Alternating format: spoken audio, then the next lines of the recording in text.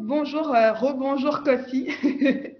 Ravie Bonjour. d'être à nouveau avec vous pour cette deuxième séance sur le podcast. Moi, je suis toujours assez contente de vous parler de ce format qui est de plus en plus en vogue, qui est de plus en plus à la mode et qui suscite aussi beaucoup de curiosité. Pour ma toute petite présentation, donc moi, je suis journaliste, je suis en partie en charge des podcasts à Radio France Internationale et à France 24. Et je suis intervenante aussi à l'ESJ Lille. Voilà pour ma toute petite présentation. Donc, le but aujourd'hui de cette conférence, c'est de vous aider en tout cas à booster votre audience, en fait, concrètement, à faire connaître votre podcast. N'hésitez pas à poser des questions au fur et à mesure. N'hésitez pas à m'arrêter pour qu'on puisse échanger. C'est vrai que moi, je vais vous faire part de ce que j'ai appris, en fait, quotidiennement de façon empirique. Mais voilà, c'est aussi un échange en fait, donc il y a sans doute beaucoup de choses que j'espère en tout cas apprendre de chacun d'entre vous. Bonjour, je vais souhaiter la bienvenue aussi aux confrères, aux membres du forum de reportage qui nous suivent actuellement. Vous étiez nombreux lors de la première séance de cette formation qui s'est tenue le 12 novembre dernier, une rencontre au cours de laquelle Madame Sinatou Abedjessika vous a fait découvrir l'écosystème même des podcasts. Et aujourd'hui, elle est encore avec nous pour vous former sur comment faire connaître votre podcast. Autour est la partie la plus importante parce que c'est le moment où vous cherchez à vous faire connaître après avoir lancé votre projet. Mais il y a des manières de le faire. Quelle est la meilleure manière de faire savoir votre podcast? Quelle tactique de marketing mettre en place pour drainer une grosse audience? Est-ce que vous savez comment promouvoir votre podcast pour convaincre les auditeurs à l'écouter et aussi à s'abonner? Ces questions-là, Madame Abediès Natou vient de le préciser, feront l'objet de cette deuxième séance de formation. Comme je viens de le dire, la première séance a eu lieu le 12 novembre dernier. Madame Sinatou Sakaya est à l'origine du podcast Afrofuturisme qui est diffusé sur RFI en août 2019 et elle est également celle dont la cinquième édition a été lancée en septembre dernier. Avant de commencer cette formation, je voudrais dire à ceux qui me découvrent pour la première fois que moi, je suis Kossi Balao, le directeur du forum de reportage sur la crise sanitaire mondiale, un forum que nous avons lancé il y a 8 mois en collaboration avec le réseau international des journalistes pour offrir de l'aide, des opportunités, des ressources à tous les journalistes qualitative de la pandémie. Et si vous suivez ce webinaire, que ce soit via Zoom ou en direct dans le groupe sur Facebook, vous pouvez poser vos questions dans les commentaires ou dans la boîte de chat. Et si vous n'êtes pas encore membre de notre forum, c'est l'occasion de le faire. Je mettrai le lien dans quelques minutes dans la boîte de chat. Et je souhaite à tous une bonne formation. Madame, vous avez la parole. Merci beaucoup Kossi et une fois encore merci pour ton invitation. C'est une grande joie donc d'être dans ce forum. Donc du coup, nos points de discussion, c'est déjà de parler de ce que vous proposez, donc du format podcast. On en a un peu parlé lors de la première discussion, mais il me semblait important de vous repréciser c'est quoi un podcast et quelle est la valeur de ce format-là. Et puis ensuite, on va revenir sur la question qui vous intéresse bien évidemment tous et toutes, c'est comment le rendre visible. Euh, alors, pour rappeler un peu, c'est quoi un podcast? Donc, un podcast, c'est un contenu qui n'est pas comme les autres parce que c'est un contenu que vous pouvez écouter n'importe où et n'importe quand grâce à la technologie du flux RSS. Ça peut être du rattrapage d'une émission que vous avez déjà écoutée à l'antenne, comme ça peut être un contenu créé nativement pour les environnements numériques. Ce qui est important de garder en tête, à mon avis, c'est dans la mesure où le podcast est disponible sur Internet, il peut être écouté à sa sortie comme il peut être écouté 5, 6, 7 mois après. Donc, c'est important d'être patient sur le succès du podcast et se dire que le contenu reste là à vie presque et qu'il faut revenir, voilà, qu'il faut fixer des objectifs à long terme parce que le succès de ce format-là se mesure sur du temps long. Alors, je pense que la première chose qui fait qu'un podcast va marcher, au-delà des astuces dont je vais vous parler tout à l'heure, je pense que ce qui est capital, c'est la qualité du contenu que vous proposez. Ça ne sert à rien de, on va dire, mettre énormément d'énergie sur la promotion, sur le marketing, si typiquement vous n'avez pas un contenu de qualité. Donc, il me semble important de travailler sur 3 choses qui qualitativement vont améliorer votre podcast. C'est première chose, donc le contenu. Il faut qu'il soit intéressant, il faut que vous ayez des invités passionnants. C'est un travail de longue haleine, mais c'est un travail important. Faites attention à la qualité du son. Donc, le son doit être audible et clair. Faites attention au montage aussi qui doit être lisible et compréhensible. Et effectivement, assurez-vous d'être bien diffusé, donc d'être présent sur toutes les plateformes de podcast. C'est important parce qu'en fait, il y a énormément de podcasts à succès qui vont mettre très peu de choses en pratique pour essayer de booster leur communication parce qu'ils sont naturellement bons, en fait. Ils sont naturellement bien faits, ils sont naturellement bien réalisés. Donc, avant même de travailler sur des aspects beaucoup plus communicationnels, on va dire, assurez-vous d'avoir un contenu de qualité, assurez-vous de produire quelque chose qui vaut le coup d'être écouté et surtout dites-vous, et ça c'est très important, aujourd'hui on a tous accès à une multitude de contenus en ligne. Donc quand vous demandez à quelqu'un de vous accorder 1 heure de son temps pour écouter son podcast, assurez-vous qu'il sorte de cette 1 heure, de cette heure en tout cas avec des nouvelles choses qu'il a apprises, avec une nouvelle histoire, etc. Donc c'est très important de soigner en fait, de soigner votre podcast. Donc, une fois que j'ai parlé de la qualité du contenu, et ça, on en a beaucoup parlé lors de la première séance, notamment sur le ton que vous abordez et aussi sur le débit de parole, vraiment, gardez en tête que vous parlez à des gens, quoi. Donc, si vous parlez rapidement, forcément, les gens, ils comprennent rien. Donc, voilà, tout ça, c'est pour vraiment résumer que ce qui va faire le succès de votre podcast, c'est la qualité d'abord du podcast, c'est le contenu intéressant, c'est le sujet que vous abordez, c'est les invités que vous avez dans ce podcast-là. Donc ensuite, comment être plus visible? Alors, il me semble que quand vous décidez de vous lancer, en tout cas dans le podcast, puisque vous y mettez beaucoup de moyens, c'est important de vous définir un objectif. Et donc, du coup, il faut prévoir du temps aussi pour ça. Il faut prévoir des moyens pour ça. L'objectif, ça peut très bien être, par exemple, j'ai envie d'être dans le top 200 d'Apple Podcast. Apple Podcast, qui est une très, très, très grande plateforme de podcast. Je pense que c'est plus de 50% des podcasts aujourd'hui disponibles sont sur Apple Podcast. C'est la première plateforme en gros. Donc, fixez-vous un objectif. Donc, ça peut être, voilà, j'ai envie d'être dans le top 200, j'ai envie d'être dans le top 20, si vous êtes ambitieux. Et ensuite, mettez-y du temps. C'est-à-dire, n'hésitez pas à penser à faire un calendrier, par exemple, pour vraiment mettre en œuvre un certain nombre d'actions dont je vais vous parler. Mais il est très important, quand on s'investit dans une action, quelle qu'elle soit, de se fixer des objectifs et donc de prévoir du temps pour atteindre cet objectif-là.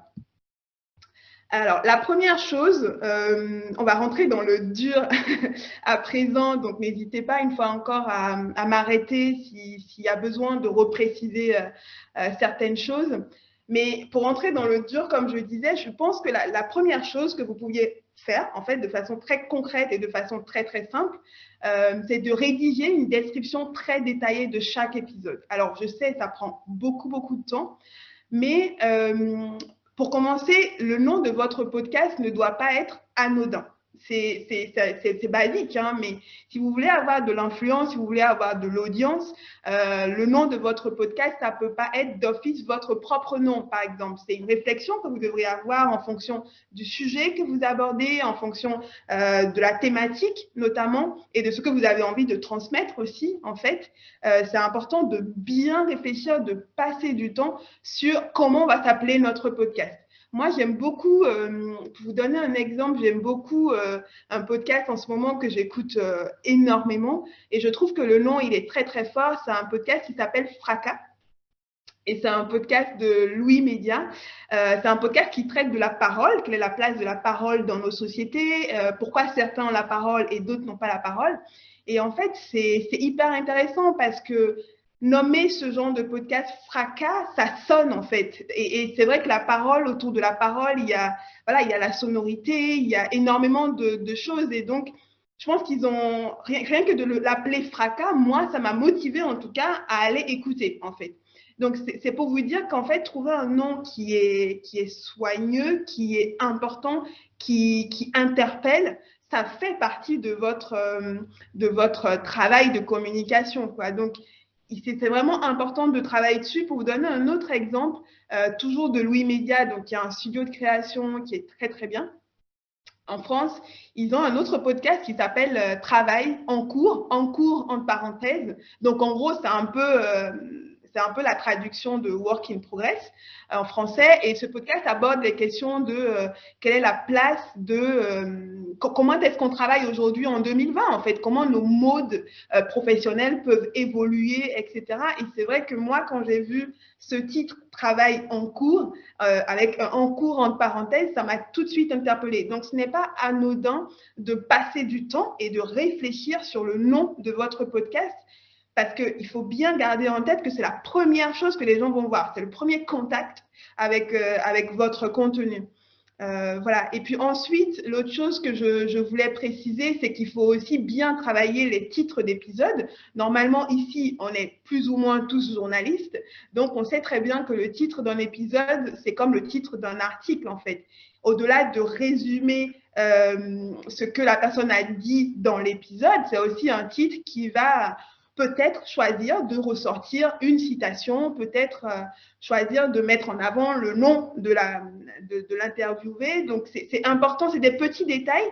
Mais en fait, il faut savoir qu'aujourd'hui, la meilleure, on va dire, la première porte d'entrée de découvrabilité, comme on dit, du podcast, ça reste les moteurs de recherche. Et même s'il y a un gros travail aujourd'hui en cours, les moteurs de recherche ne reconnaissent pas suffisamment le son. Ils fonctionnent beaucoup sur du texte. Donc, plus votre texte est enrichi, plus votre texte est riche, plus votre texte est précis, plus vous remontez facilement dans ces moteurs de recherche-là. Donc, voilà, c'est assez important de penser à un bon nom de podcast, à un bon titre de podcast et surtout à des épisodes qui sont très détaillés. Moi, je vois beaucoup d'épisodes de podcast qui, en fait, vont contenir 2-3 lignes, en fait. Par rapport au moteur de recherche, ce n'est pas du tout optimisé. Donc, ça prend beaucoup de temps. Mais moi, par exemple, je vous recommande, pour être visible dans ces moteurs de recherche-là, de détailler le contenu de votre podcast, de prendre le temps de l'écouter, de ressortir, de faire un article, en quelque sorte, et de ressortir les grands points évoqués par l'invité. Limite de mettre des time codes, en fait, de dire à ce moment-là, l'invité a abordé telle question, et ensuite de rédiger en fait un article complet qui va permettre aux gens qui n'auront peut-être pas le temps d'écouter de comprendre de quoi parle votre podcast et qui va vous permettre de remonter plus facilement donc dans les moteurs de recherche. Donc, c'est vraiment important. Après, c'est comme un article. Vous devriez faire attention aussi aux mots-clés et surtout, n'hésitez pas à faire attention aux plateformes. Voilà, mettez, en fait, dans votre description d'épisode, mettez toutes les informations possibles que vous avez en tout cas à votre disposition. N'hésitez pas à mettre des liens parce que si par exemple la personne vous écoute sur Apple Podcast, n'hésitez pas à mettre un lien vers Spotify pour déjà qu'il puisse aussi savoir qu'il peut vous écouter sur Spotify et surtout pour que vous puissiez remonter dans les requêtes, dans les résultats sur Google qui comportent le terme Spotify. Donc, c'est très, très important d'utiliser ce genre de petites astuces pour être plus visible parmi le grand, grand, grand lot de podcasts disponibles aujourd'hui. Alors, oui, en fait, ce qui est important aussi, et moi je le fais assez systématiquement, il y a beaucoup de podcasteurs qui estiment que, et ça c'est déjà très bien, hein, c'est déjà un très très bon travail, de mettre dans leur description uniquement ce que l'invité a dit ou ce qu'ils ont raconté dans ce podcast-là. C'est très bien, mais moi je vous recommande même d'aller beaucoup plus loin, c'est-à-dire que si vous aviez utilisé des ouvrages pour préparer votre épisode, c'est important de les mentionner aussi dans la description de votre podcast, de mentionner le nom des auteurs parce que tout ça, c'est très bon pour votre référencement. Et si vous aviez utilisé une musique, par exemple, pour illustrer votre épisode, n'hésitez pas à mettre des noms d'artistes parce qu'il y a forcément beaucoup plus de gens qui vont chercher ce genre de choses dans Google plutôt que de chercher le nom de votre podcast à vous. Je vais faire une petite pause pour voir s'il y a des questions, mais il me semble que… Ah oui, est-ce que le document de présentation peut être partagé? Bien sûr, et je vais le rendre disponible tout de suite après la conférence. Je vais le rendre disponible à Cossi comme la dernière fois et vous pourriez le reprendre. Donc, n'hésitez pas si vous aviez des questions, je continue. Alors, l'autre levier de communication qui est assez important à mon avis, et je pense que tout le monde vous le dira, c'est évidemment utiliser les réseaux sociaux. Alors, comment on utilise les réseaux sociaux? Parce que je l'ai un peu dit la dernière fois, c'est-à-dire que bien utiliser un réseau social, ça prend beaucoup, beaucoup de temps. Et moi, je vous recommande si vous n'aviez pas beaucoup de temps, concentrez-vous sur un réseau social et faites-le bien, constamment, plutôt que d'éparpiller vos efforts sur tous les réseaux sociaux existants. Voilà. Après, si vous avez du temps à y consacrer, c'est très bien d'être partout. Mais en tout cas, le mieux, c'est vraiment, parce que ça prend déjà beaucoup de temps, en fait, de réaliser un épisode, de remplir la description, de détailler et de presque scripter l'épisode. Mais en tout cas, sachez que les réseaux sociaux, ça peut prendre beaucoup, beaucoup de temps et qu'il ne faut pas le faire à moitié. En tout cas, moi, je recommande de vraiment essayer d'y consacrer le plus de temps possible. Donc, si vous n'aviez pas ce temps-là, privilégiez certains réseaux, un réseau social plutôt qu'un autre. Après, plus précisément sur comment est-ce qu'on peut utiliser les réseaux, moi je dis par exemple souvent quand vous êtes sur Twitter, supposons que vous créez un compte Twitter pour votre podcast, n'hésitez pas à suivre des gens qui partagent les mêmes centres d'intérêt que vous et n'hésitez pas à les mettre en avant aussi. Bon, ça, c'est le cas pour tous les contenus que vous créez, donc le podcast ne fait pas exception. C'est-à-dire que même quand vous êtes spécialisé en sport, par exemple, et que vous créez un compte Twitter pour vous, la première réaction, en tout cas, c'est d'aller suivre d'autres journalistes sportifs ou bien des clubs de sport, etc. Donc, voilà, pour le podcast, c'est pareil. N'hésitez pas à infiltrer l'écosystème des podcasteurs sur les réseaux parce qu'il y en a beaucoup. Il y a énormément de réseaux, de collectifs, de labels aussi, de podcasts. C'est important de les suivre, c'est important de participer à leurs activités au-delà des gens qui partagent les centres d'intérêt que vous évoquez dans votre podcast. Donc, n'hésitez pas non plus à leur envoyer en privé voilà, vos productions et surtout à partager vos nouveaux épisodes. C'est bien ça le plus important. Sur Facebook, il y a un groupe, par exemple, qui est très fort, enfin, en tout cas, que moi, je considère assez fort et en tout cas assez intéressant. Il y a un groupe qui est intitulé Les Podcasteuses, par exemple, où des femmes podcasteuses s'entraident ou se filent des tips, par exemple, et partagent aussi des nouveaux épisodes. Donc, c'est très, très important de rentrer dans ce genre de groupe, à la fois pour avoir des nouveaux abonnés, mais aussi pour voir comment évolue cet écosystème-là qui va en fait très, très vite.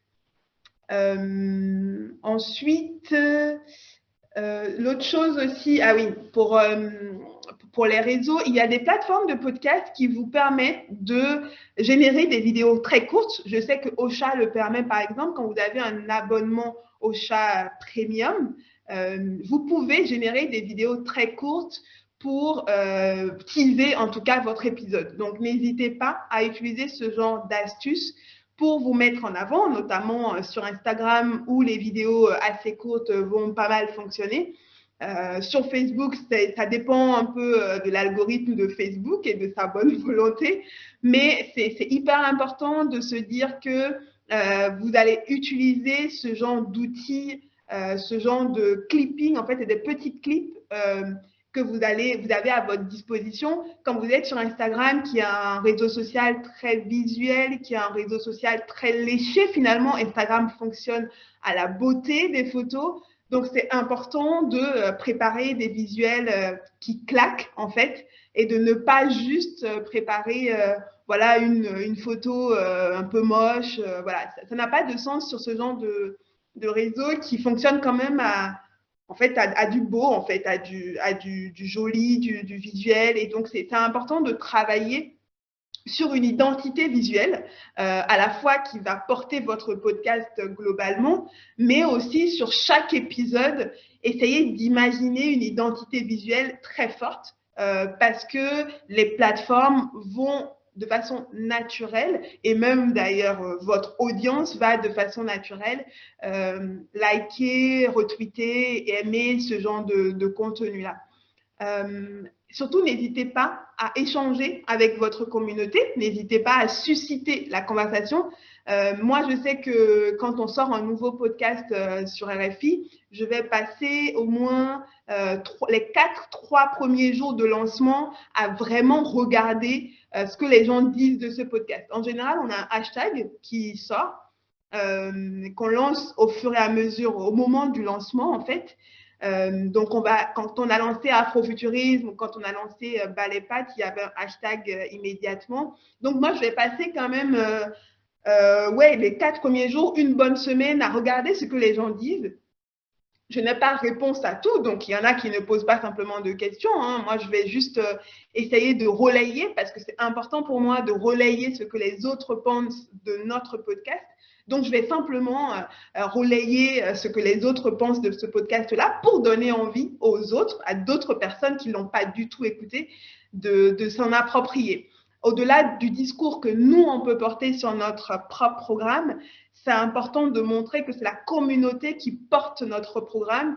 Et ça passe un peu mieux, ou en tout cas, ça permet d'alimenter une certaine conversation. Donc, il ne s'agit pas de lancer votre podcast, de le diffuser et de disparaître. Ce n'est pas possible.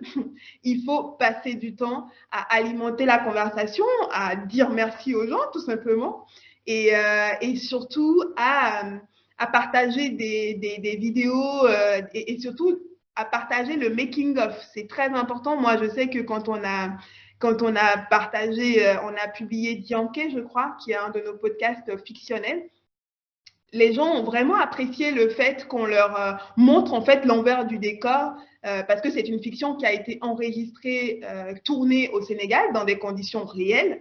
Donc du coup, les gens ont vraiment apprécié de savoir l'envers du décor et surtout de se sentir proche de la personne qui représentait un peu le podcast, qui est Aïda Sok. Donc c'est une chanteuse sénégalaise. Et je sais que la vidéo d'Aïda, qui est un peu le personnage principal de Dianké, a vraiment plu. C'est-à-dire qu'au-delà de RFI qui va faire la promotion de Dianké, le fait que ce soit Aïda, l'une des instigatrices un peu, l'un des personnages forts de la fiction qui parle de ce podcast et qui parle aussi de la manière dont elle a vécu, c'est quelque chose qui touche en fait les gens et qui touche aussi le fait, l'intime des gens et de savoir comment est-ce qu'on fabrique. Parce que les gens, ils aiment écouter les podcasts, mais ils sont aussi très curieux de savoir comment est-ce qu'on fabrique des podcasts. Je ne sais pas s'il y a une question en attente, mais il me semble que non. Oui, il y a une question. La question, c'est de savoir, est-ce qu'on peut faire des podcasts sur tous les sujets ou y a-t-il des problématiques ou sujets plus podcastables, si je peux le dire ainsi? Alors, moi, je dirais qu'on peut faire des podcasts sur tous les sujets, mais il y a des sujets qui sont plus podcastables que d'autres.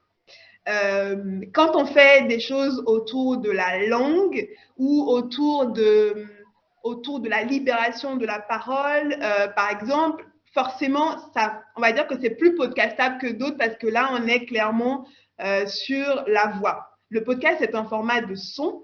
Donc, quand on fait des sujets autour de la voix, autour de la prise de parole, autour de la langue ou même autour de la libération de la parole, tout simplement, ça fonctionne. Donc, il y a des sujets qui sont plus podcastables que d'autres, mais tous les sujets peuvent être podcastés en soi. Tout dépend de la manière dont on choisit finalement de le faire. Donc, il y a des sujets qui sont où ça va susciter en tout cas de la prise de son de façon naturelle parce que le son existe. Quand on décide, par exemple, de traiter je dis un peu n'importe quoi, mais d'aller sur des sujets autour du voyage, par exemple, c'est des sujets qu'on peut entendre en fait. Il y a énormément de sons qui évoquent, enfin le voyage, ça évoque quand même pas mal de sons. Donc il y a des sujets qui sont plus podcastables que d'autres, mais tous les sujets peuvent être podcastés en soi. Une autre question. Je souhaite savoir comment d'abord créer un podcast. Je pense que Est-ce que tu as une autre question? Je vais y répondre, mais je vais y répondre. Non, c'est la dernière question, c'est la seule question que j'ai encore ici. Alors déjà, je pense que le replay de notre dernière séance est disponible, mais pour la faire un peu rapido, en résumé, je dirais première chose, trouver son sujet, et ça, il faut prendre le temps de travailler son sujet. Il ne s'agit pas de se lever un bon matin de dire je vais faire un podcast. C'est important de trouver le bon sujet et d'avoir une réflexion sur comment est-ce qu'on a envie de raconter ce sujet-là.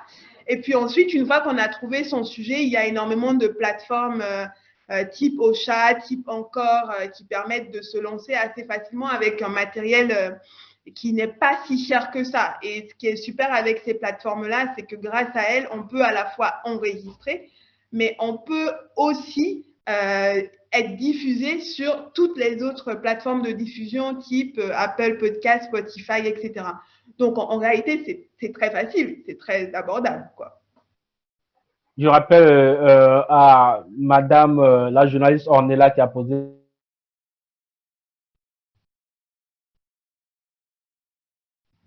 la toute première séance portait sur cette thématique-là.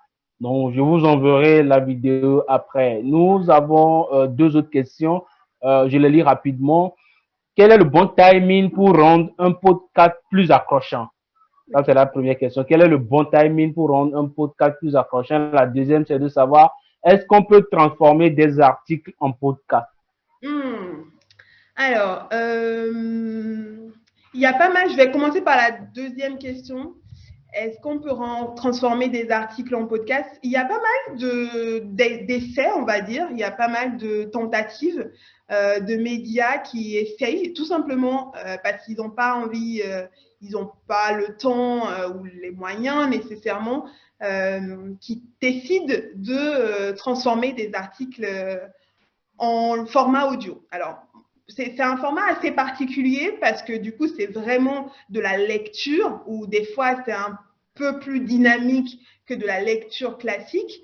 Mais c'est possible. Moi, je pense que c'est totalement envisageable. C'est un bon début.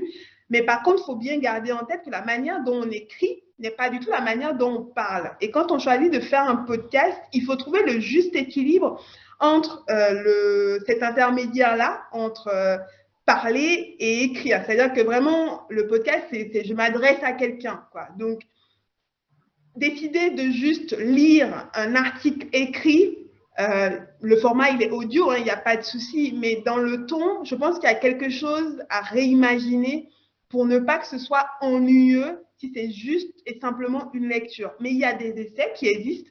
Moi, je suis tombée récemment sur le site Inkifada qui, en fait, fait ça, c'est juste des lectures. Et il y en a d'autres, il y a Libération aussi, enfin, il y a plein de sites qui tout simplement ne font que voilà, lire des articles écrits.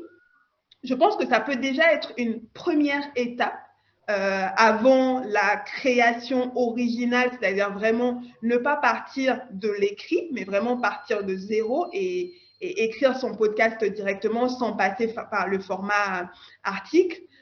Donc, il y a des essais qui sont assez intéressants, mais voilà, il faut trouver le juste milieu pour ne pas que ce soit ennuyeux, en tout cas, pour l'auditeur. Quant à la première question, est-ce qu'il y a un bon timing? Je dirais, et ça c'est quelque chose que je dis souvent, c'est un peu dangereux de se fixer des limites, de dire bon, ça, c'est le timing et donc je ne dépasse pas ce timing-là. En fait, c'est le sujet qui détermine la durée. Ça ne peut pas être l'inverse. C'est important de vraiment se dire que c'est le sujet qui détermine la durée. Et si le sujet demande de faire un podcast de 30 minutes, ben on fait un podcast de 30 minutes. Par contre, si vous avez dit ce que vous avez à dire en 10 minutes, ça ne sert à rien de parler pendant 20 minutes. Donc, c'est vraiment en fonction du sujet que vous devez déterminer votre durée. Après, je ne le cache pas, il y a énormément de plateformes qui vont privilégier des formats plus ou moins courts. Mais en tant que journaliste, je persiste et signe que ce n'est pas à nous de suivre une tendance globale, mais c'est vraiment en fonction du sujet qu'on détermine la durée et pas l'inverse. Nous avons 4 autres bonnes questions. Qu'est-ce qui différencie un podcast d'un grand format radio? Ok. Je réponds à une ou bien je lis les 4 de façon enchaînée. Non, je vais répondre à celle-ci d'abord. Qu'est-ce qui différencie le… Alors déjà, comme qu'est-ce qui différencie un podcast Alors, comme je l'ai précisé, la dernière fois, le podcast à la base, c'est du son audio numérique. Voilà. Que vous pouvez écouter n'importe où, n'importe quand grâce au flux RSS. Si on se base sur cette définition-là, en réalité, quand vous réécoutez un grand format radio en numérique, d'une manière ou d'une autre, vous écoutez un podcast. Mais aujourd'hui, il y a une nouvelle écriture radiophonique qui s'invente. Il y a une nouvelle écriture sonore qui s'invente, qui pour le coup est différente de la radio, notamment en termes de ton, T-O-N, en termes de sujets abordés, c'est-à-dire qu'on va aller chercher des sujets qui sont très très peu abordés à l'antenne, et aussi en termes de liberté de durée. Voilà, pour le dire assez simplement. Donc, en fait, un podcast, le but, c'est vraiment de creuser d'une nouvelle façon. Donc, c'est pour ça que je parle finalement de nouvelle écriture radiophonique qui va permettre en tout cas de voir le même sujet d'une manière différente, d'une manière beaucoup plus originale, d'une manière beaucoup plus peut-être décalée, mais qui va apporter un angle un peu complémentaire. Donc, je ne sais pas si j'ai répondu à la question, mais un grand format radiophonique, à partir du moment où il s'écoute sur le numérique, c'est un podcast en soi, mais c'est vrai que de plus en plus de médias et de plus en plus d'acteurs du secteur vont essayer de différencier le contenu radiophonique dans broadcast et le contenu podcast natif, donc nouvelle écriture radiophonique, nouvelle écriture sonore pour permettre à l'auditeur de s'immerger de façon un peu plus profonde dans un sujet.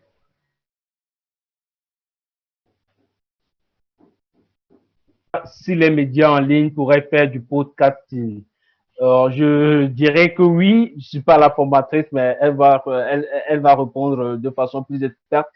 Oui, les médias en ligne aussi peuvent faire du podcast. Vous avez par exemple le New York Times qui a lancé un podcast à succès. Vous avez aujourd'hui les grands médias, que ce soit Le Monde ou Libération, qui font un excellent travail. Donc oui, les médias en ligne peuvent aussi lancer des podcasts. Mais là, c'est que la question ne m'est pas adressée. Mais je ne sais pas si avec madame, j'ai bien répondu. Ah oui, oui, non, mais c'est tout à fait ça. Et ce qui est intéressant, d'ailleurs, avec le New York Times qui a lancé The Daily, donc qui est le format d'actualité qui marche le plus, je dirais clairement au monde, c'est qu'en fait, ils apportent aussi une nouvelle façon de raconter l'actualité. Donc, c'est hyper intéressant. Et finalement, moi, ça ne m'étonne pas parce que quand il y a eu la vidéo, l'explosion de la vidéo, finalement, les radios ont commencé à faire de la vidéo.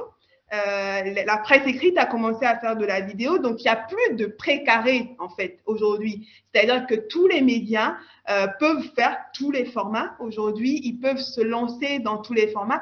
Après, je suis obligée de reconnaître que quand on est une radio, il y a une expertise, on va dire qu'on a un temps d'avance sur les autres, mais qui peuvent totalement se lancer et nourrir cet écosystème-là aussi. parce que c'est vrai que le travail du New York Times, par exemple, est très important et du coup a permis Ouais. à d'autres radios de pouvoir de se lancer aussi dans ce format d'actualité. Donc, quand le New York Times, qui est un média papier, lance The Daily et qu'aujourd'hui, on voit que Radio France, qui est une radio, lance le quart d'heure toujours sur ce format d'actualité, c'est qu'en fait, on peut très bien s'inspirer l'un et l'autre, quoi. Oui, tout à fait. Pardon, jusqu'en podcast. Pardon? J'ai pas entendu. Si c'est la préoccupation d'un participant, il dit que jusqu'ici, il n'a pas compris si on peut transformer les articles en podcast. Alors, on peut, j'ai dit qu'on pouvait, je ne sais pas si la question c'est comment, je ne sais pas si c'est ça la question, j'imagine que c'est ça la question.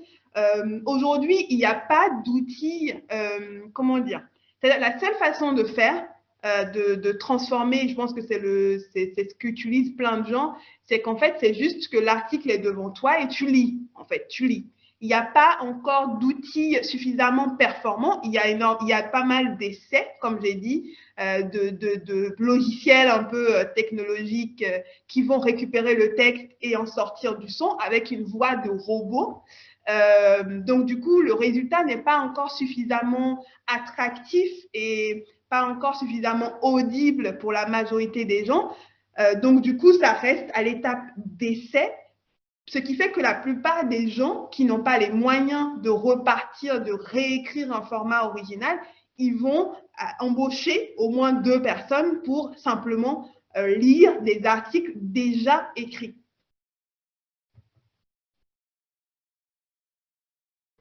Oui, je pense qu'on peut continuer et puis revenir vers la fin sur les questions qui sont posées. D'accord.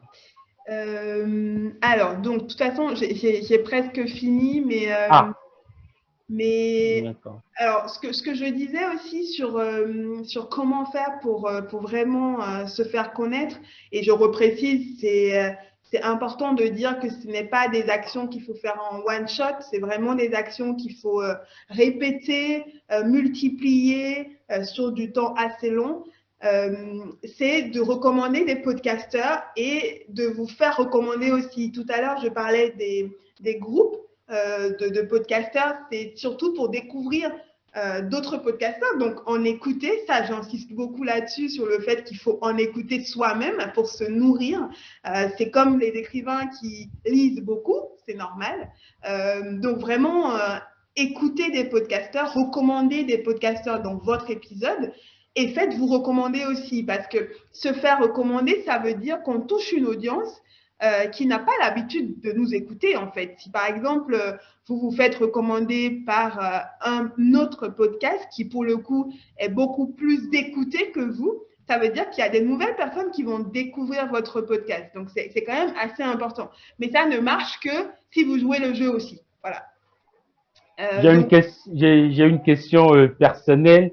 Vous êtes en charge des podcasts chez RFI et France 24 et pouvez-vous partager avec nous la stratégie de communication que RFI et France 24 utilisent pour communiquer autour de leur podcast? Ou bien quand on est dans une grande média, dans un grand média comme RFI et France 24 qui ont des millions d'auditeurs et d'auditrices, est-ce qu'on a encore besoin de faire une communication autour? oui, oui, non, mais c'est indispensable d'avoir une stratégie de com. Mais c'est vrai que c'est sûr que c'est beaucoup plus facile en réalité. Mais de toute façon, moi, je me dis pas que c'est acquis, hein. C'est-à-dire que vraiment, chaque podcast, je prends mon bâton de pèlerin et il faut réinventer la roue à chaque fois. Mais réinventer la roue dans le sens aller toucher des nouvelles personnes, parce qu'en fait, la réalité, c'est ça, en fait, c'est que nous, on souhaite toujours accroître notre audience.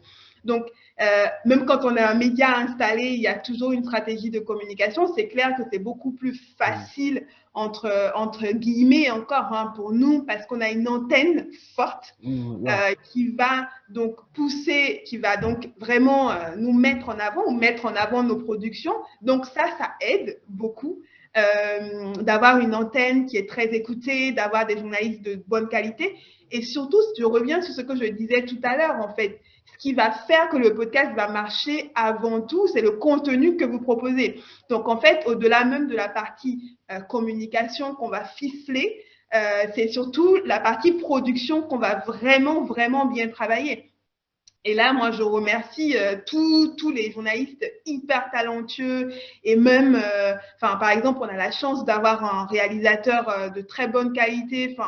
Le réalisateur qui a fait Bas les pattes et Afrofuturisme, Simon de Creuse, il est exceptionnel. Donc, on va sortir des produits de très, très bonne qualité qui vont toucher notre audience. Et en fait, au-delà de la stratégie de communication, c'est parce qu'on a aussi des moyens de sortir des contenus ou des programmes qui ont du sens et qui sont importants pour l'audience qu'on connaît, en fait. Donc, du coup, en fait, finalement, c'est un travail d'équipe. C'est le travail d'écriture de Penaï, par exemple, sur Bas les pattes. Et c'est un travail aussi d'écriture de Vladimir Cagnolari sur Afrofuturisme. Donc, c'est ça qui fait la force, en fait, finalement. C'est la qualité du contenu qu'on va sortir.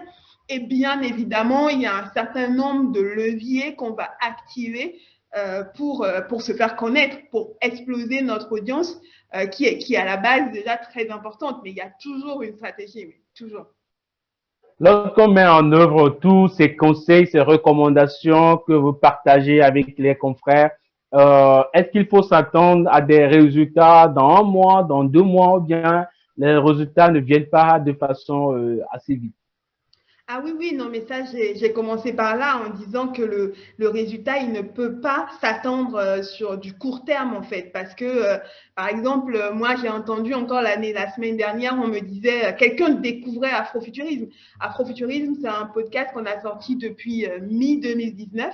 Donc, ça fait plus d'1 an. Et il y a encore des gens qui écoutent Afrofuturisme aujourd'hui. Donc, en fait, c'est vraiment être patient vis-à-vis de ce contenu-là parce qu'il y a énormément de gens. Il faut savoir que le podcast, il se démocratise.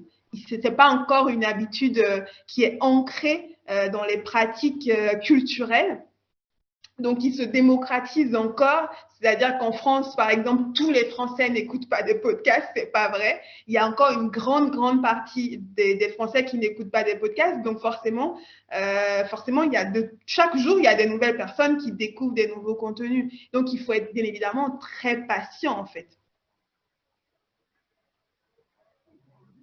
Le podcast, on définit le podcast comme un fichier audio ou vidéo. Cette définition est bonne ou évolutive? Voilà, je pense avoir bien lu.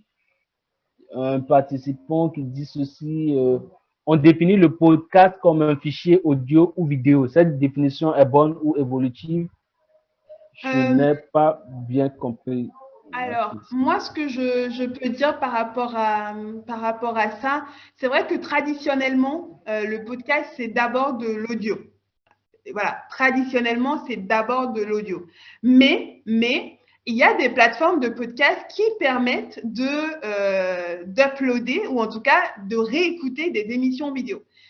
C'est le cas, par exemple, d'Apple Podcast où, en fait, nous, par exemple, les podcasts de France 24, donc France 24, c'est une chaîne de télévision, vous pouvez réécouter ou en tout cas regarder sur Apple Podcast en replay, donc en rattrapage, en podcast, des émissions de France 24. Donc, parce que Apple Podcast a cette fonctionnalité-là, ce qui n'est pas du tout le cas de Spotify ou de Deezer ou de Google Podcast, par exemple, qui en fait privilégie le son, parce que traditionnellement, le podcast, c'est d'abord du son.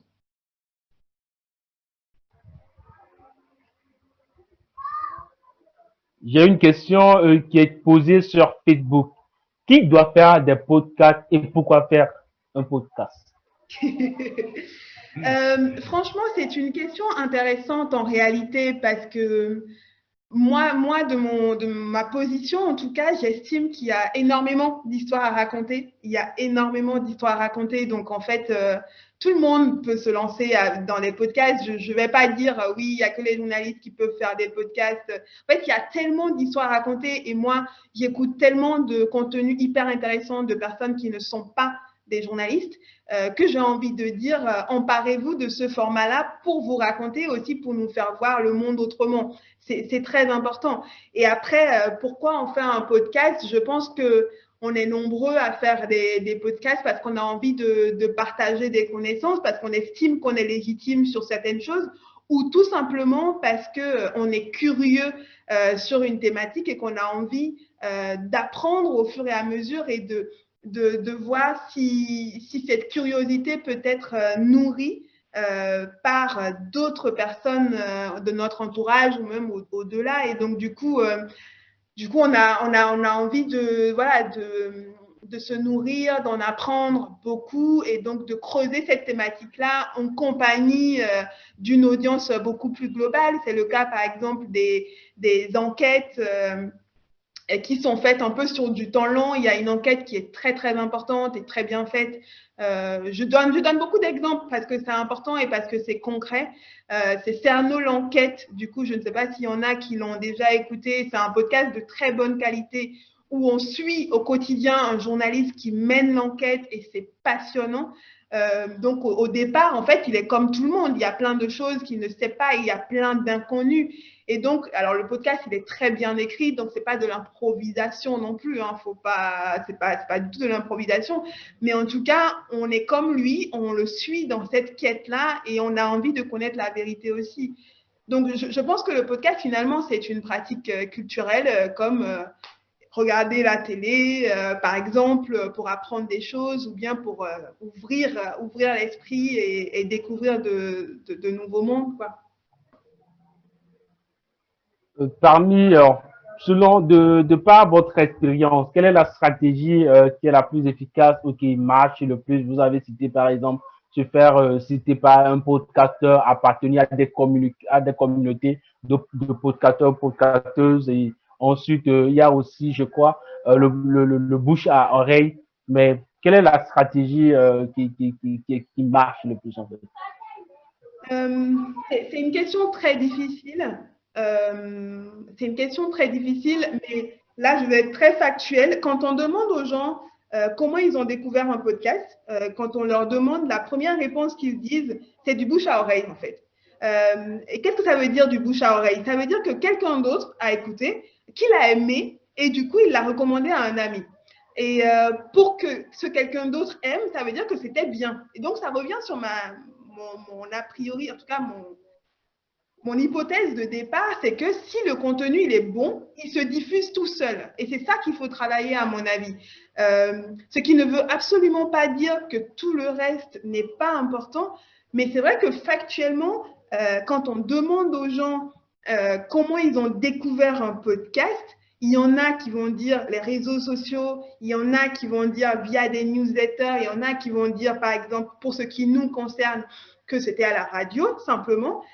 Mais il y a beaucoup qui vont dire que c'est du bouche à oreille. Et moi, je fonctionne comme ça. Je suis la première à recommander tous les jours des podcasts à mes amis parce que je trouve ça intéressant, parce que j'ai appris des choses et parce que surtout l'auteur de ce podcast a travaillé le contenu du podcast.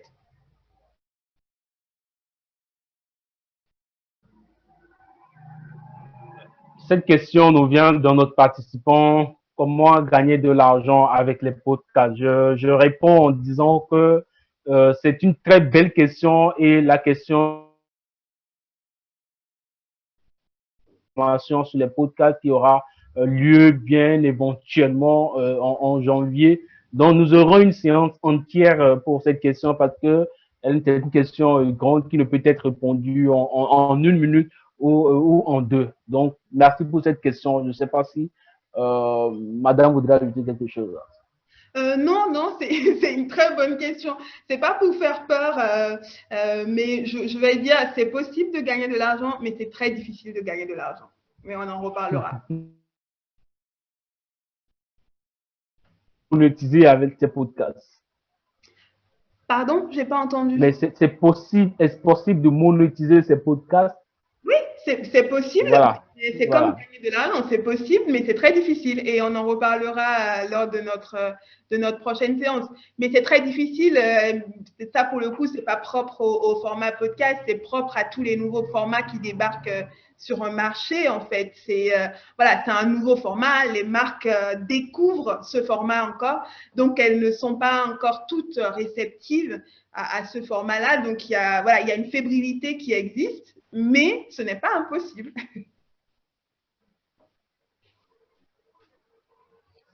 Pour atteindre, par exemple, drainer une grosse audience derrière son podcast, est-ce que on peut également les sponsoriser sur Facebook et sur les réseaux sociaux? Oui, oui, je vais en parler tout à l'heure. Je vais dérouler la fin de ma présentation et puis on aura le temps d'échanger Ok, plus longuement. d'accord. Donc, juste en quatrième tips, voilà, partagez les commentaires de vos auditeurs. Donc, c'est ce que je disais par rapport à moi, ma pratique. Quand on sort un podcast, j'hésite pas à retweeter les commentaires et surtout, les gens sont très contents en fait de voir que voilà, il y a une personne de RFI qui a vu leurs commentaires et donc du coup qui les relaie, ça fait toujours plaisir.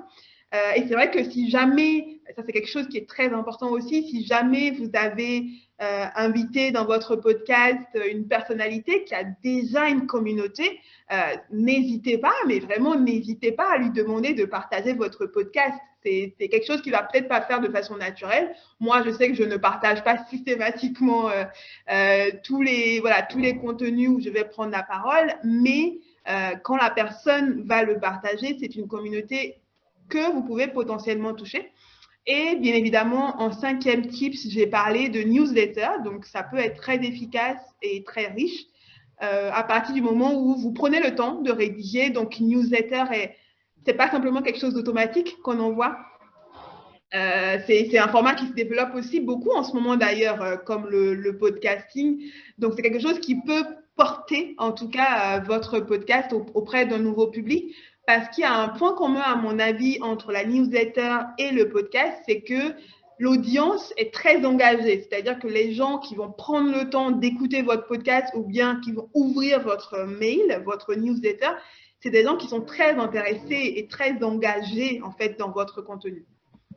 Ah oui, j'aurais dû commencer par là, mais aujourd'hui, sur les plateformes où vous êtes présent, où votre podcast est présent, il y a possibilité de s'abonner. Et c'est vrai qu'il y a beaucoup de podcasteurs qui oublient de dire quand ils enregistrent leur podcast, de dire aux gens abonnez-vous à ce flux. Donc, n'oubliez pas de préciser à vos auditeurs de s'abonner à votre flux parce qu'ils ne rateront plus les prochains épisodes. À RFI, on a réalisé avec l'aide de Simon de Creuse et de Beverly Santos et même d'autres gens au sein de RFI, on a réalisé une vidéo en fait pour expliquer aux gens comment s'abonner à un podcast et c'est hyper intéressant. Donc, je vous invite à le chercher et à le regarder et à le diffuser aussi parce qu'il y a une éducation aujourd'hui à faire sur le format podcast. Comme je disais tout à l'heure, il y a plein de gens qui ne savent même pas c'est quoi un podcast en fait. Et ça, c'est le cas en France aussi. Hein. C'est-à-dire que tous les Français n'écoutent pas des podcasts. C'est pas vrai. Donc, c'est un format qui se démocratise et c'est un format où il faut encore éduquer les gens. Après c'est ce dont tu parlais, Kossi, c'était oui, on peut toujours sponsoriser des contenus sur les réseaux. Ça, après, il faut une limite, quoi. C'est-à-dire que si vous commencez à sponsoriser toutes vos publications, vous n'allez jamais avoir conscience de votre audience réelle, quoi. C'est vraiment ne pas tout sponsoriser non plus. Sponsoriser des contenus qui marchent naturellement, ça c'est important. Comme ça, vous perdez moins d'argent déjà. Mais si vous sponsorisez des contenus sans vraiment d'objectifs précis, sans ciblage, etc., bah finalement, c'est un peu gâché, quoi. Donc, oui, on peut sponsoriser du contenu, mais vraiment ciblé, parce que sinon, ça devient un cercle vicieux, quoi. C'est-à-dire que vous sponsorisez tout et finalement, vous n'avez jamais conscience de votre audience réelle. Et j'ai précisé dans ma présentation que, en fait, il y a de plus en plus de journalistes aujourd'hui qui sont spécialisés dans les podcasts, qui écoutent beaucoup de podcasts, dont le but est de vraiment mettre en avant tous ces contenus-là. Donc, ce n'est pas inutile de rédiger un communiqué de presse et de l'envoyer à ces journalistes, parce que la presse, en fait, est un gros levier, en fait, de communication. De podcast. Il y a beaucoup de gens qui effectivement vont découvrir votre podcast via le bouche à oreille, mais aussi qui vont lire un article de presse lambda et qui vont découvrir votre podcast aussi. Est-ce que tu as des questions avant qu'on poursuive? Oui, j'ai une question. Peut-on transformer des... Bonne question, elle nous vient d'un autre participant. Est-ce que le podcast est totalement sécurisé? Est-ce qu'il n'y a pas de risque de nuire à son authenticité? Alors, c'était quoi la première question, juste pour savoir?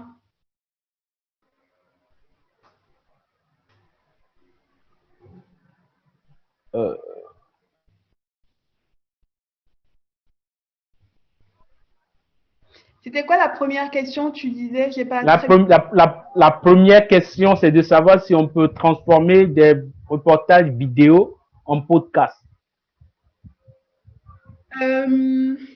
Alors, c'est assez délicat, il me semble, parce qu'autant l'article, il suffit de le lire, autant la vidéo, je pense qu'il y a un gros travail de réécriture, en fait. Parce que la manière dont on va monter un sujet vidéo, on va le monter aussi en fonction des images. Donc, il me semble que pour le transformer en format audio, il faut réécrire tout le texte. Ce n'est pas impossible, mais la narration n'est pas du tout la même, en tout cas. Donc, c'est important de réécrire, en fait, voilà, tout le texte, en fait, tout le déroulé de la vidéo, parce que ce qu'on va choisir de montrer dans un premier temps en vidéo et qui va très bien fonctionner, peut-être qu'en podcast, ça ne fonctionnera pas. Donc, je pense il faut réécrire, en fait, le script de la vidéo, mais bien évidemment, ce n'est pas impossible, mais ça me semble pas automatique.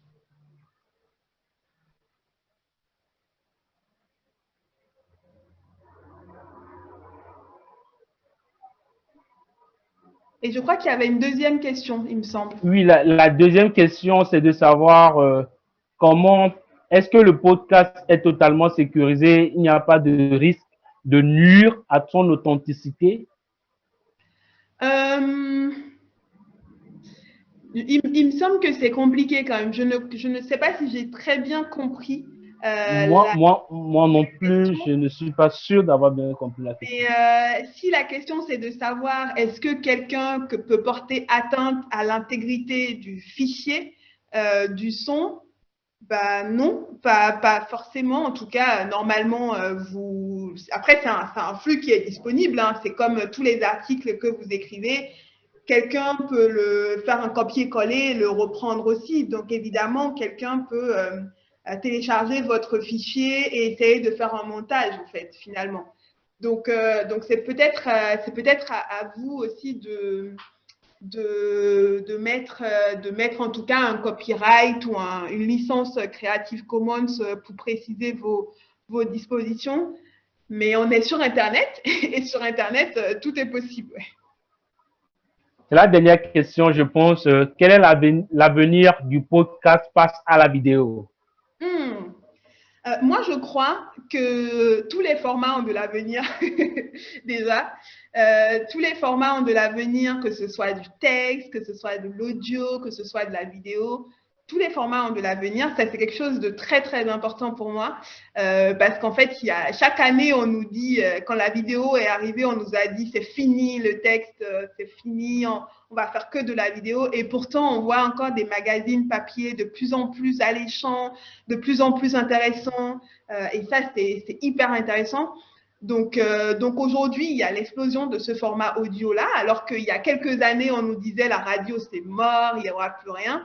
Donc moi, je pense en tout cas qu'un format n'écrase pas un autre et qu'en fait, dans le futur, on va voir tous les formats qui vont se développer chacun et qu'en réalité, quand on regarde nos usages personnels, il y a très peu de gens qui vont faire qu'écouter ou qu'adopter un seul type de format. En réalité, on est sur les réseaux sociaux et sur les réseaux, on consomme de tout en fait. Moi, je vais beaucoup consommer du podcast, mais je vais aussi beaucoup regarder de la vidéo qui circule sur mon feed Twitter. Et je vais aussi lire beaucoup d'articles parce qu'il y a des articles intéressants aussi. Donc je pense qu'il y a de la place pour tout le monde en fait finalement. Est-ce qu'il y a d'autres astuces éditoriales? Oui, il n'y en a pas beaucoup. Mais oui, je disais, alors j'ai mis varier de temps en temps le format des épisodes. C'est quelque chose qui n'est peut-être pas à la portée de tout le monde, mais n'hésitez pas. Moi, j'ai vu des podcasteurs en fait, finalement, alors il faut savoir qu'en général, le podcast, donc c'est déjà enregistré et on le diffuse. Il y a de plus en plus de podcasteurs qui tentent le live, c'est-à-dire voilà, ils annoncent à leur communauté qu'ils seront en live sur Zoom, par exemple. Là, on l'a beaucoup vu pendant le confinement. Donc, ils vont lancer des enregistrements en direct et cet enregistrement-là va se retrouver sur leur flux podcast. Ce qui va faire un format un peu différent parce que on va entendre dans le podcast des invités, mais on va aussi entendre des auditeurs, on va aussi entendre différentes choses et ça c'est intéressant, ça permet en tout cas d'en avoir pour tout le monde en fait, ça fait un flux qui est assez varié, donc n'hésitez pas à tenter le live ou en tout cas soit à tenter le live ou en tout cas à tenter des formats différents de ce que vous avez l'habitude de proposer, peut-être des formats plus courts par exemple ou des formats beaucoup plus longs, ça peut être intéressant parce que ça peut plaire à certaines personnes. Et l'autre astuce éditoriale qui me semble important, c'est qu'il faut vraiment, en tout cas, avoir une régularité. C'est important de ne pas laisser vos abonnés sans nouvel épisode pendant plusieurs mois. Donc, quand vous décidez d'une régularité, c'est-à-dire on va publier un épisode tous les mois, tenez-vous-en. Et essayez d'avoir une régularité, essayez de publier, en tout cas, peu importe à quelle date vous publiez ce mois-là, mais en tout cas, publier votre épisode. Si c'est tous les 2 mois, voilà. Et puis, c'est pas grave hein, si vous n'avez rien à publier ce mois-ci. En tout cas, rattrapez-vous le mois prochain et expliquez aux gens, voilà, le mois dernier, je n'ai pas pu. Mais en tout cas, je suis toujours là. Donc, c'est important de ne pas faire un flux avec un épisode et ensuite disparaître pendant 3-4 mois et revenir avec un autre épisode, en fait. C'est la clé, c'est la réussite, c'est la clé même pour perdre les gens parce que du coup, ils ne savent plus quand vous êtes là, en fait, finalement. Merci à tous les participants. Je rappelle que cette séance, cette formation est organisée par le Forum de reportage sur la crise sanitaire mondiale du Centre international pour les journalistes. Est-ce que la formation vous a été utile? Est-ce que vous l'avez aimée? Vous l'avez appréciée? Est-ce qu'elle a répondu à vos attentes? Est-ce que ce que vous attendiez de cette formation avant de venir la suivre, est-ce que vos attentes ont été finalement comblées? Faites-le nous savoir, c'est important pour nous afin de pouvoir améliorer les prochaines séances, afin de pouvoir organiser des séances de formation qui répondent à vos aspirations. Nous avons lancé un petit sondage. J'ai envoyé le lien dans la boîte de discussion. Surveymonkey.com, son podcast.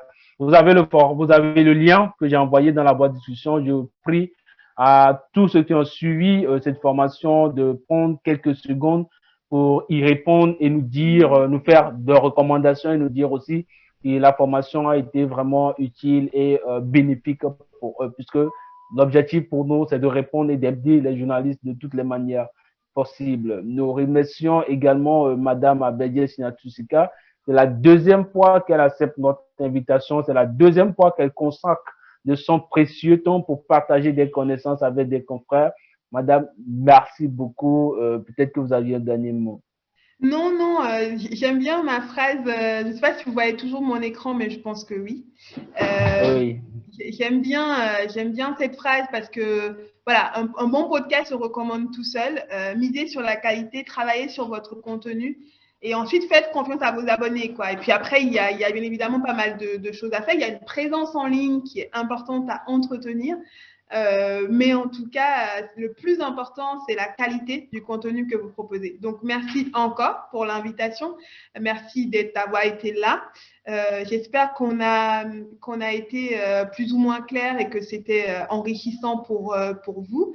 Si besoin, n'hésitez pas à me contacter. Moi, je reste disponible sur les réseaux, sur Twitter beaucoup plus, et sur Facebook aussi. Et si jamais voilà, si jamais vous aviez, moi je suis très attentive au développement d'écosystèmes podcast en Afrique, donc si jamais vous aviez des recos ou même des interrogations sur ce créneau-là, n'hésitez pas à me contacter, je serais ravie d'échanger avec vous. Merci beaucoup pour votre commentaire. J'ai vraiment aimé la forme. Merci beaucoup à toi.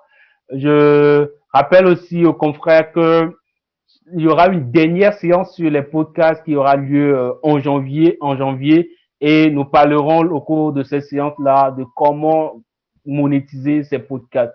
Après le lancement, après la communication autour, comment maintenant monétiser ou gagner de l'argent avec ces podcasts, même si c'est difficile.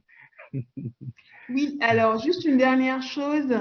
Il y a quelqu'un qui demande mon identifiant Twitter. Donc c'est Sinatus, donc Sinatus. Voilà, donc j'espère que j'ai répondu. Il y a quelqu'un qui demande aussi quelle est la différence entre une émission mise en ligne et un podcast. Alors, c'est ça. Une émission qui est mise en ligne, c'est un podcast en soi, même si aujourd'hui, la majorité, une fois encore, des podcasts qui sont en ligne peuvent être écrites différemment qu'une émission radiophonique classique. Et puis voilà, donc j'espère qu'il y a eu moins de frustration que la dernière fois, parce que la dernière fois, il y a eu beaucoup de frustration par rapport aux questions auxquelles on n'a pas eu le temps de répondre. Mais merci d'avoir été là. Et voilà, je mettrai à disposition ma présentation. Je l'enverrai là de suite à Kossi et il pourra vous le transmettre. Merci encore une fois et à la prochaine. À la prochaine. Merci, Kossi. Ouais, bye bye.